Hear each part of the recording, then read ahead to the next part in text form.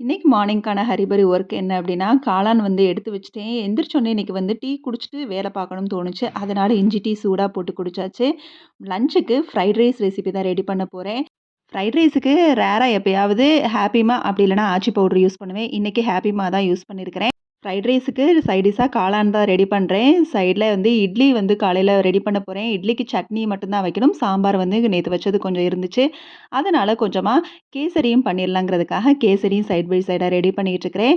சூப்பரா வந்து ஃப்ரைட் ரைஸும் ரெடி பண்ணிட்டேன். இட்லியும் ஊத்தி வச்சுட்டு அப்படியே சைட்ல வந்து கேசரி ரெடி பண்ணிட்டேன். ஒரு ஆம்லேட்டும் போட்டா நல்லா இருந்துச்சுன்னு தோணுச்சு. முட்டை இல்லாம சில நேரம் வந்து ஓடாது. அதனால ஆம்லேட்டும் ரெடி பண்ணியாச்சு. ஸ்நாக்ஸா கொஞ்சம் பப்பாயாவும் ஒரு 11 மணி போல அப்படி இல்லன்னா லஞ்ச் டயத்துல குடிச்சுக்கிறதுக்கு மோரும், ஃப்ரைட் ரைஸுக்கு கொஞ்சம் 2 சாஸ் பாக்கெட்டும் எடுத்து வச்சாச்சு. அப்படியே மார்னிங் வந்து விளக்கேத்திட்டு, அப்புறம் சூப்பரா வந்து மார்னிங் பிரேக்ஃபாஸ்ட்டும் சூப்பரா முடிச்சாச்சு வித் கேசரியோட. பாய்.